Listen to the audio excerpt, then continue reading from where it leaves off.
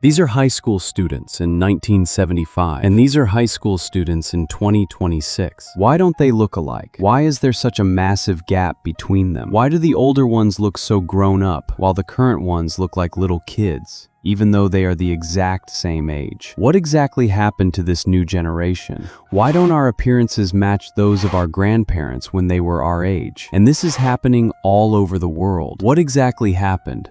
And what's the explanation? From a deep research, I've brought you the history of human anatomy and how it has changed over time. How in the beginning, humans looked almost identical, but over time we developed so many different appearances. These shapes and colors, from light to dark, where did they come from? And what are the reasons behind them? Why does the current generation look nothing like the older generation and seem so much younger? What is the explanation?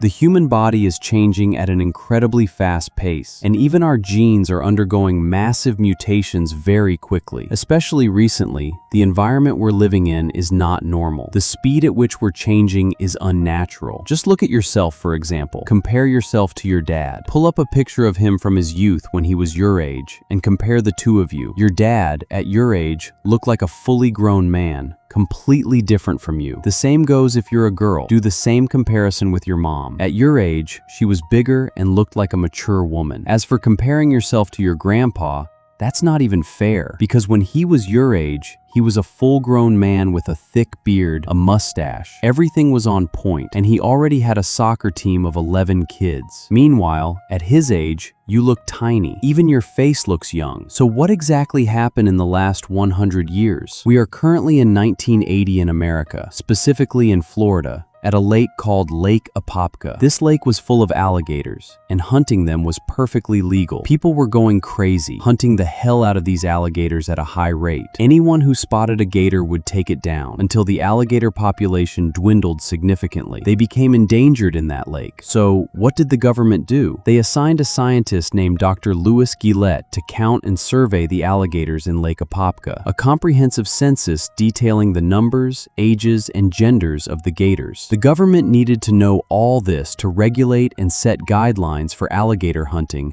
to prevent their extinction and ensure they could reproduce. So Dr. Gillette started his mission, counting the gators one by one. A weird, crazy job, doing a census for gators. Who's married? Who's divorced? Who's old? During this mission, Dr. Gillette noticed something alarming. The alligator eggs weren't all hatching. Many of them were going bad, and the number of baby gators was severely declining. Most of the babies weren't surviving long. They were dying off. He sensed something was off, so he dug deeper. What he found was literally a disaster. Dr. Gillette discovered that the male alligators were no longer capable of mating. A complete scandal. But seriously, our scientists found that male gators had become impotent. How did he know? He took blood samples from the males and measured their testosterone levels. Then he went and got male gators from another far-off lake and measured theirs too. He found that the male gators in Lake Apopka had a 25% drop in testosterone compared to gators from other lakes. This drop was so severe that many male gators were completely sterile and couldn't reproduce at all. Here we reached the most important part. What were the causes? What exactly happened in this lake? It's impossible for an alligator living and feeding naturally to have such low testosterone. This never happens in nature. Nature always maintains a balance, except in one case, human intervention. And that's exactly what happened in Lake Apopka. Our scientist, Louis Gillette, dug into the lake's archives and the nearby factories. He found an old chemical plant in the area that had a massive leak in 1980 of a dangerous chemical used to make insecticides. The factory was called Tower Chemical, and the substance involved was DDT. This substance leaked in massive quantities directly into Lake Apopka and settled there. Over time, this substance broke down in nature and turned into another compound called DDE. This compound has a terrifying property. When it enters any living organism, the body treats it like female estrogen. Dr. Gillette wanted to be sure. He took perfectly healthy eggs from healthy gators and exposed them to DDE. Imagine this. Only 10% of the eggs managed to hatch. The rest were completely destroyed. This confirmed beyond a shadow of a doubt that DDE directly impacted the alligator's testosterone levels. And imagine, Even captive animals in zoos suffer from this exact same phenomenon. Their testosterone levels drop so low that males can't even mate. I've noticed something important. You usually find zoo animals looking exhausted, tired, and sleepy. That's not normal. In the wild, in their natural habitat, they are energetic and full of life. But here, you can tell they're just not themselves. This begs an important question. Are places like zoos humane or not? If these animals could talk, would they be happy there or not? Judging by their faces, the answer is probably no. They're not having a good time at all. Sometimes they even curse you out. This happens in almost all zoos worldwide. The conclusion here is that anytime something unnatural enters a living organism, whether it's an unnatural substance or an unnatural environment like a zoo, it directly impacts the testosterone of that creature, whether male or female. This rule applies to any living creature, not just those poor victim gators in Lake Apopka. That's a general rule. And this is exactly what has been happening to us humans over the last 200 years, to the point where our appearance has drastically changed from this to this in record time. Why is there all this variation? Why do we currently look nothing like our ancestors? We differ from them so much, and our appearance has changed. What's the explanation? And what happened historically? Currently, the Earth has a population of 8 billion people. But if we go back in time, way back, we reach a point where the entire planet had only about 10,000 people. This stage has a scientific name, the population bottleneck. During this phase, the whole world had just a handful of people. That's it. We weren't many. And during that stage, human appearance was uniform. We weren't that different. First, because we were few. And second, because we all lived in one single region, Africa. This is a scientifically confirmed fact. The first place humans lived in history was Africa. And from there, we spread across the globe. But the beginning was in Africa. And imagine, humans in our early days, we had terrible luck. Out of everywhere to start, we started in the toughest parts of Africa. Since humans historically started in Africa, we were few, and we shared one look. Why do we find so many different human appearances today? What exactly happened? Look at the world map. If we look for black skin, 99% of it is in Africa. Narrow eyes? 99% in East Asia. White skin? 99% in Europe. This means each region has specific physical traits unique to it. It shows that human genes mutate, adapt, and change according to the environment, atmosphere, and climate we live in. The region dictates the genes. That's why it's impossible to find an indigenous European with black skin, or an indigenous Asian without epicanthic folds, or an African with a tiny nose. Impossible. Our noses are huge, man, like eggplants, and it's impossible to find white skin in Central Africa. So why does this division exist? You might say, North Africans have white skin. Why? That's a very long story we can discuss in a separate video. But in true, deep Central Africa, they have black skin, no exceptions or nepotism. The colder the environment and climate, the lighter the skin color. And the hotter the climate, the darker the skin color. This is due to one thing, melanin. This is the substance responsible for skin color. The more melanin in the skin, the darker the color. The less melanin, the lighter the skin. People living in cold regions have low melanin levels, hence their light skin. This low melanin allows their skin to absorb the maximum amount of sunlight and vitamin D. Because cold regions lack intense sunlight, when it does appear, they need to soak it all up perfectly. That's why they have white skin. The exact opposite happens in hot environments. We find dark skin, meaning high melanin levels. The more melanin there is in the skin, the more it protects against sunlight, specifically ultraviolet UV rays. That's why people in Africa have dark skin, to protect them from the scorching, intense sun. The sun is everywhere and overwhelming, so their bodies started secreting large amounts of melanin until they developed dark skin. All of this is scientifically proven. Now come with me to the mountains of Tibet. There are people there called Tibetans, living at an extreme altitude of over 3,500 meters. Anyone who goes up there immediately gets dizzy, gets a headache, and can't even stand up because of the severe lack of oxygen. But the locals are doing just fine. They wake up in the morning, eat breakfast, go hunt an animal, and live peacefully. It's like they aren't living at an altitude of 3,500 meters, like they aren't experiencing severe oxygen deprivation. You might say, they just got used to it. no big deal. It's not just getting used to it. Their bodies actually adapted to the environment and developed genes unique only to Tibetans. Scientists extracted a gene from their DNA called EPAS1, which is responsible for the body's response to hypoxia, oxygen deficiency. I'm telling you all this to show that human genes change due to many factors, primarily the environment and climate. These changes usually take thousands of years to become noticeable, but strangely enough, we are currently living in a weird era. Humans are changing at a terrifyingly fast speed, not over thousands of years, but just a few years, and the difference is visible to the naked eye. Just look at high school seniors today. They look shrunken, compressed, like sixth graders. If we take a current high school senior and compare them to a senior from 1995 or 2000, not that long ago, just 26 years back, the difference is glaring. Seniors today look so young, and this is a worldwide phenomenon. Even in old movies, you notice high school kids looking like full-grown adults. What are the most prominent changes that disappeared? First, you'll notice the nose was huge back then. Sadly, today, many people didn't inherit land or real estate from their ancestors, but they did inherit the big, prominent nose. The most obvious difference is body hair. I noticed this myself when I was a kid. Back then, people were hairy. Hairy chests, hairy backs, even their noses and ears were full of hair. But over time, the hair started thinning out. It's rare to find someone with a super hairy back or chest nowadays. Nose and ear hair exist, but in small amounts compared to before. The further we move forward in time, the less hair we find on people. Body hair has almost disappeared, and you'll find grown men who can't even grow a beard. Oh my God, a beard, man. A man is defined by his beard. Here lies an important question. What exactly happened? This isn't a normal phenomenon, and it's happening globally. What's the explanation? This difference between our appearance and our ancestors is not just a random observation. It's a scientific phenomenon with a term, the secular trend. This is a scientific term that has nothing to do with religion.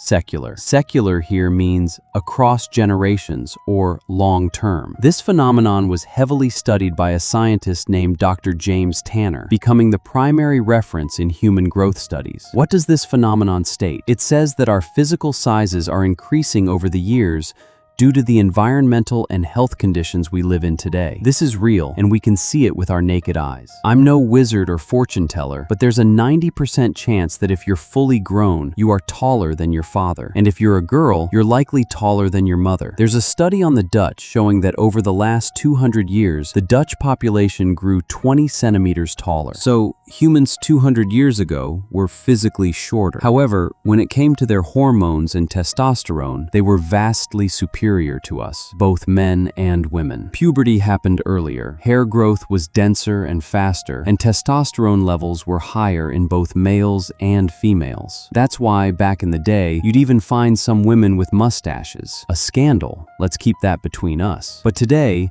this phenomenon is rare and much less prominent. In the past, you could literally find a woman with a thicker beard than you. This is due to many reasons, the biggest being the diet. Food used to be healthy, devoid of processed or chemical additives. Today, the vast majority of our diet is processed. Even the fruits and vegetables you think are natural are heavily treated with chemicals to look good and last longer on shelves without rotting. Plus, all other consumer goods are full of synthetic chemicals, and we consume them in massive quantities. We're going to end up just like the alligators of Lake Apopka. And it's not just food. Even our clothing contains dangerous chemicals that mess with testosterone. The most famous and dangerous one is phthalates. This substance has driven the world crazy. Many organizations fight it, and many countries have banned it from being sold because they know how dangerous it is. Imagine how many things we use daily that affect our masculinity, from clothes to food. This brings me to obesity itself, which is not a simple issue. Obesity is an absolute disaster. Even if you gained weight from healthy, natural food, it's still a disaster. Notice how obese men often have large, protruding chests with a weird shape? This shape isn't just from being overweight or having fat. An obese person has a large amount of fat, most mostly concentrated in the lower abdomen. This fat secretes an enzyme called aromatase. This enzyme is a complete nightmare. It's dangerous because it converts testosterone into estrogen. And if you don't know what estrogen is, it's the female hormone. Men have testosterone, women have estrogen. Obese men end up producing high levels of estrogen, and the first place it shows is the shape of their chest. This shape is directly linked to estrogen. The real tragedy is young kids who suffer from obesity. They are much more vulnerable to this effect than adults. An adult's body is already fully developed and has an ample supply of testosterone, but a little kid has very little testosterone because they haven't hit puberty yet. When a kid is obese, eats junk food, wears clothes that might contain phthalates, and lacks physical activity, just sitting around all day. All of this drastically lowers their testosterone and spikes their estrogen, the female hormone. This is what causes some little boys to develop feminine physical traits in certain parts of their bodies. All of this is confirmed by scientific studies. Because of all this, infertility rates have skyrocketed. Our current generation has the lowest testosterone levels and the highest estrogen levels. It's totally natural for a man to have a small, reasonable amount of estrogen, but today we find many men with unnaturally high levels. This is exactly what causes their bodies, especially their chests, to grow and take on a female-like shape and size. Back in the day, our ancestors did intense physical labor daily. They plowed, they dug, they worked to the bone. All this physical exertion made their bodies stronger and boosted their testosterone. Imagine, just to get a glass of water, they had to walk 10 kilometers to pull it from a well. Everyday things that are effortless for us today were physical challenges back then. Even their hobbies and entertainment were physical: running, wrestling, etc. They moved their bodies constantly, basically treating it like a sport. Today, life is too easy. Food comes right to you. Water is right there. We don't have active entertainment. The only option left is the gym or playing sports. It's currently the best way to regulate your testosterone levels. Then there's sleep, which is the most crucial thing you need to understand. Staying up late is the #1 enemy of testosterone. Our ancestors went to bed as soon as the sun set. Their sleep was regulated and consistent. They didn't stay up because there was nothing to distract them except traditional party dancers. No phones, no Wi-Fi, no PlayStation, no internet, so they slept early. Today, we're hit with the 3 worst things that destroy testosterone: messed up sleep, staying up late, terrible diets, and lack of physical activity. Our lifestyle has changed. It's no longer balanced or healthy. That's why we see so much obesity now. Go find someone from back in the day who was obese. You won't. They barely had enough to eat, let alone get obese. So if you're struggling with obesity right now, you need to start a strict diet and exercise. You now have the biggest motivation to lose that weight. Consider yourself warned. On top of all that, the 5th reason is addictions of all kinds: cigarettes, alcohol, vaping, weed, partying. All these vices directly impact testosterone levels. Here lies an important question. Did all of this happen naturally, meaning there's no entity controlling and planning it? Or are there actually powers plotting this with a vested interest in lowering testosterone levels? The shocking, sad truth is that this didn't happen purely naturally. There are entities that benefit from this. The biggest driving force in this world is money. The ultra-rich at the top of the pyramid operate on one rule: the end justifies the means. Most corporations ruling the world don't care about the consumer's health. They only care about sales volume. We see food companies using dangerous chemicals just to enhance texture and flavor and to increase shelf life. Preservatives. They know these chemicals are toxic and have long-term negative effects, but they don't care. They intentionally hide these chemicals on their ingredient labels, using weird, incomprehensible codes and symbols like EDCs. 99% of people won't understand these numbers or codes when they read them. The most dangerous of these are BPA, bisphenol A, and phthalates, as well as EDCs, endocrine-disrupting chemicals, which are incredibly harmful chemicals found in canned goods, mineral water bottles, and plastics. You might ask, do the companies know this? Absolutely. They know it very well. Do consumer protection agencies know this? Absolutely. So why is it still being sold? The reality is that corruption, nepotism, and under-the-table bribery allow many banned substances to legally enter the market and be sold. We constantly hear about products that have been sold for 10 or 20 years, only for authorities to suddenly discover they contain carcinogens and pull them from the market. Wow, what a coincidence. Where were you 20 years ago? We're already dead inside. I won't name names, but I'm sure you can think of many products we use daily until we suddenly heard they were were banned. There are many examples we lived with, only to find out they contained deadly, cancer-causing agents. This happens in many countries worldwide. The proof? Many products from Asia, the Arab world, and Africa are strictly banned from entering or being sold in Europe and America. Europe has strict consumer protection laws. The European citizen has value to their government. They are viewed as a human being, not just a commodity or a piece of merchandise. Therefore, their health is protected. They ban them because they contain ingredients that are illegal in Europe, but perfectly legal in many African and Asian countries. All of this explains why our physical appearances are changing. We are drifting further and further away from the image and physique of our ancestors. The change is incredibly fast, even terrifying. To fight this phenomenon, we must at least pay attention to our diet, our exercise, and our sleep. And hey, here I am advising you while my own exercise, sleep,